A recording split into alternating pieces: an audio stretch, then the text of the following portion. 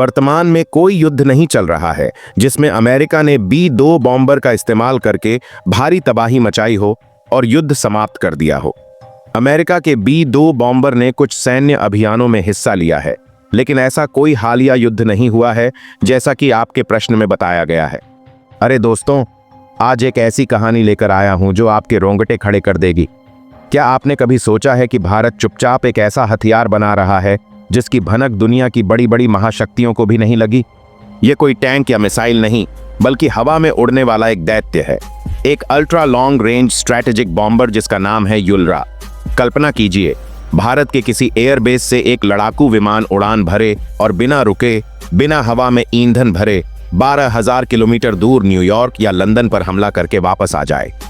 ये सिर्फ एक सपना नहीं, बल्कि वो हकीकत है जिसे भारत की रक्षा प्रयोगशालाओं में चुपचाप आकार दिया जा रहा है। ये एक ऐसा ऐलान है जिसने बीजिंग से लेकर इस्लामाबाद तक और वॉशिंगटन से लेकर मॉस्को तक एक नई बेचैनी पैदा कर दी है। चीन और अमेरिका को जिसकी भनक तक नहीं थी, भारत का वो गुप्त हथियार अब दुनिया के सामने आने लगा है। तो आखिर भारत को अचानक एक ऐसे महाविनाशक इंटरकॉन्टिनेंटल बॉम्बर की जरूरत क्यों आ पड़ी?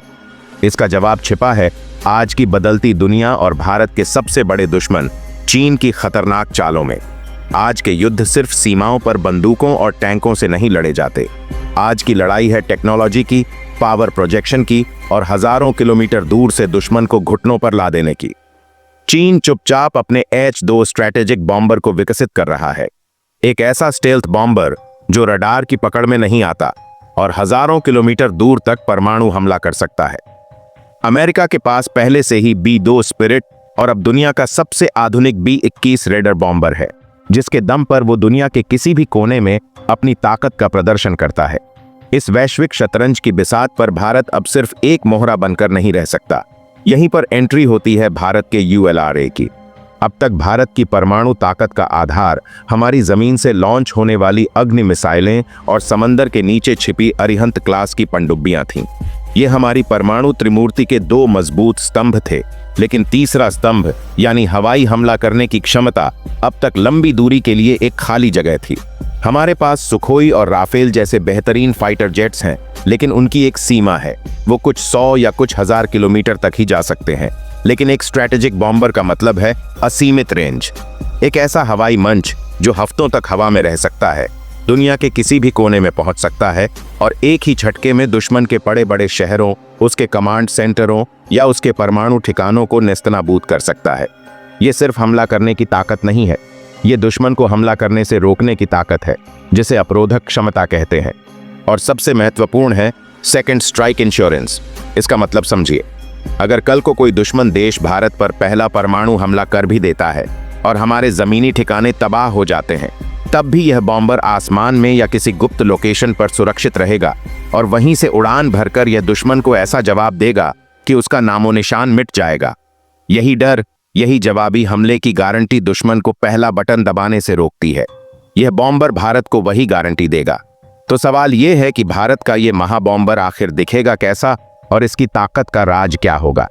रक्षा अनुसंधान एवं विकास संगठन DRDO और हिंदुस्तान एरोनॉटिक्स लिमिटेड HAL के इंजीनियर किसी एक देश की नकल नहीं कर रहे, बल्कि दुनिया के दो सबसे खतरनाक बॉम्बर्स की खूबियों को मिलाकर एक नया दैत्य बना रहे हैं।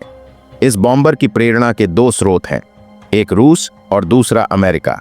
पहली प्रेरणा है रूस का महाशक्तिशाली बॉम्बर Tu-160, जिसे नाटो ब्लैक जैक के नाम से जानता है। यह दुनिया का सबसे भारी और सबसे तेज सुपरसोनिक स्ट्रैटेजिक बॉम्बर है। इसकी रेंज 12,300 किलोमीटर है और यह 40 टन यानी लगभग 10 हाथियों के वजन के बराबर हथियार उठा सकता है। भारतीय वैज्ञानिक इसकी सबसे बड़ी खासियत यानी इसके स्विंग विंग डिजाइन से प्रेरणा ले रहे हैं। स्विंग विंग या वेरिएबल ज्योमेट्री विंग एक क्रांतिकारी तकनीक है। जब यह बॉम्बर एयरबेस से उड़ान भरेगा तो इसके पंख किसी सामान्य जहाज की तरह पूरे फैले हुए होंगे, लेकिन जैसे ही इसे सुपरसोनिक रफ्तार यानी आवाज की गति से भी कई गुना तेज चलना होगा, इसके पंख किसी बाज की तरह पीछे की ओर मुड़कर जहाज की बॉडी से चिपक जाएंगे। इससे हवा का खिंचाव कम हो जाता है और यह विमान एक मिसाइल की तरह आसमान को चीरता हुआ आगे बढ़ता है। तो भारत के ULRA में आपको रफ्तार और रेंज का यह रूसी अंदाज देखने को मिल सकता है, लेकिन रफ्तार ही सब कुछ नहीं होती। आज के दौर में दुश्मन की नजर से बचना भी उतना ही जरूरी है और यहाँ प्रेरणा ली जा रही है अमेरिका के सबसे आधुनिक और सबसे गुप्त हथियार B-21 रेडर से। B-21 एक स्टील्थ बॉम्बर है, जिसका मतलब है अदृश्य। यह दुश्मन के रडार को धोखा देने की कला है। B-21 का डिजाइन एक उड़ने वाली विशालकाय चमगादड़ जैसा है, जिसमें कोई सीधा कोना या खड़ी पूंछ नहीं होती। इसका हर एंगल ऐसा बनाया गया है कि जब दुश्मन का रडार अपनी तरंगे फेंके तो वो इससे टकराकर वापस न जाए, बल्कि फिसलकर अलग अलग दिशाओं में बिखर जाए।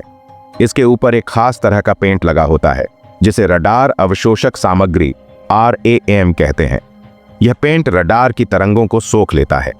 यह सब मिलकर इसे रडार की स्क्रीन पर लगभग अदृश्य बना देते हैं। भारत का ULRA इन दोनों का मिश्रण होगा। उसमें TU-160 जैसी स्विंग विंग तकनीक हो सकती है, जो उसे बेमिसाल रफ्तार और रेंज देगी, और B-21 जैसी स्टील्थ क्षमता होगी, जो उसे दुश्मन के लिए एक उड़ता हुआ भूत बना देगी। यह एक ऐसा हाइब्रिड शिकारी होगा जो तेज भी होगा और चालाक भी। अब बात करते हैं इस दैत्य के दिल की, यानी इसके इंजन की। एक 12,000 किलोमीटर रेंज वाले सुपरसोनिक बॉम्बर को उड़ाने के लिए एक असाधारण शक्तिशाली इंजन की जरूरत होती है।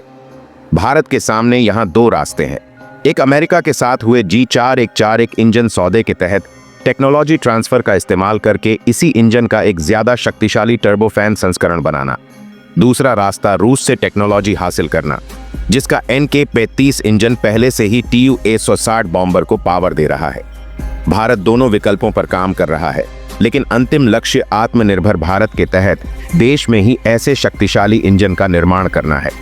किसी भी बॉम्बर की असली ताकत होती है उसके पंखों के नीचे लदे हथियार और उसे उड़ाने वाली टेक्नोलॉजी। भारत का ULRA इस मामले में एक उड़ान भरने वाला शस्त्रागार होगा। इसकी सबसे बड़ी और सबसे घातक ताकत होगी ब्रह्मोस NG मिसाइल। ब्रह्मोस दुनिया की सबसे तेज सुपरसोनिक क्रूज मिसाइल है, जिसे भारत और रूस ने मिलकर बनाया है। ब्रह्मोस NG इसका छोटा, हल्का और ज्यादा घातक संस्करण है, जिसे खास तौर पर लड़ाकू विमानों से लॉन्च करने के लिए बनाया गया है। कल्पना कीजिए, यह महाबॉम्बर अपनी बॉडी के अंदर एक साथ 4 ब्रह्मोस NG मिसाइलें लेकर उड़ान भरेगा। हजारों किलोमीटर दूर दुश्मन के इलाके में पहुंचकर यह बॉम्बर इन मिसाइलों को लॉन्च करेगा।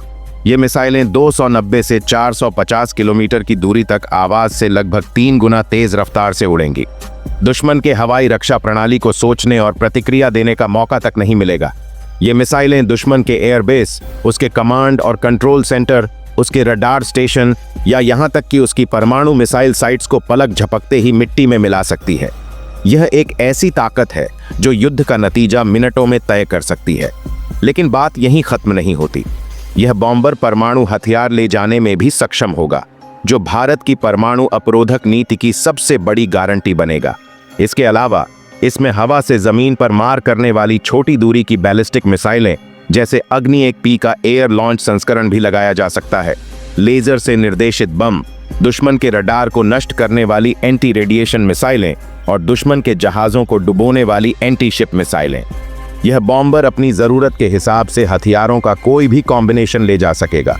लेकिन इन हथियारों को चलाएगा कौन? यहां पर कृत्रिम बुद्धिमत्ता AI की भूमिका आती है। इस बॉम्बर में एक AI सक्षम हथियार प्रबंधन प्रणाली होगी। इसका मतलब है कि पायलट को सिर्फ लक्ष्य चुनकर लॉक करना होगा। उसके बाद AI खुद तय करेगा कि उस लक्ष्य को नष्ट करने के लिए कौन सा हथियार सबसे अच्छा है, उसे कब, किस ऊंचाई से और किस एंगल पर लॉन्च करना है, ताकि सफलता की गारंटी 100% हो। यह प्रणाली एक साथ कई लक्ष्यों को ट्रैक करके उन पर हमला करने का फैसला मिलीसेकंड में ले सकती है। तो अब आते हैं सबसे बड़े सवाल पर। जब यह महाबॉम्बर बनकर तैयार हो जाएगा तो दुनिया पर और भारत की हैसियत पर इसका असर क्या होगा? इसका असर इतना गहरा और दूरगामी होगा जिसकी आप कल्पना भी नहीं कर सकते। यह भारत को उन गिने चुने देशों के क्लब में शामिल कर देगा जिनके पास वैश्विक मारक क्षमता है। इसका सीधा सा मतलब है कि भारत की सैन्य पहुंच अब सिर्फ अपने पड़ोस तक सीमित नहीं रहेगी। दिल्ली से उड़ान भरकर यह बॉम्बर बिना किसी दूसरे देश में रुके, बिना हवा में ईंधन भरे दुनिया के किसी भी कोने में हमला कर सकेगा। अफ्रीका, यूरोप, ऑस्ट्रेलिया, उत्तरी अमेरिका, दक्षिणी अमेरिका, दुनिया का कोई भी महाद्वीप अब भारत की जद से बाहर नहीं होगा। यह एक ऐसी ताकत है जो भारत को संयुक्त राष्ट्र सुरक्षा परिषद की स्थायी सदस्यता के लिए एक मजबूत दावेदार बना देगी। दूसरा और सबसे बड़ा सामरिक फायदा है फोर्स प्रोजेक्शन, खासकर इंडो पैसिफिक क्षेत्र में। चीन अपनी नौसेना और अपने H-20 बॉम्बर के दम पर पूरे हिंद महासागर और दक्षिण चीन सागर में अपनी दादागिरी स्थापित करना चाहता है। भारत का ULRA इस समीकरण को पूरी तरह से बदल देगा। यह बॉम्बर चीन के हर नौसैनिक अड्डे, हर एयरबेस और हर शहर को अपनी जद में रखेगा। यह चीन को एक स्पष्ट संदेश देगा कि हिंद महासागर में अब सिर्फ ड्रैगन की नहीं, बल्कि भारत के गरुड़ की भी उड़ान होगी। यह प्रोजेक्ट अभी अपने शुरुआती अवधारणा और डिजाइन के चरण में है। DRDO, HAL और एरोनॉटिकल डेवलपमेंट एजेंसी ADA जैसी भारत की शीर्ष संस्थाएं इसके डमी मॉडल्स और शुरुआती रिसर्च पर काम शुरू कर चुकी हैं। यह सब कुछ बेहद गुपचुप तरीके से हो रहा है।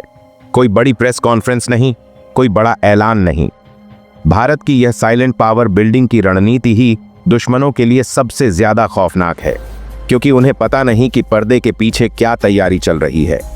विशेषज्ञों का मानना है कि अगर सब कुछ योजना के अनुसार चला तो 2030 से 2035 के बीच हम इस महाबॉम्बर का पहला प्रोटोटाइप आसमान में उड़ान भरते हुए देख सकते हैं। तो क्या आप तैयार हैं भारत के इस नए आकाशीय गरुड़ को आसमान में दहाड़ते हुए देखने के लिए? अपने विचार कमेंट बॉक्स में जरूर बताएं।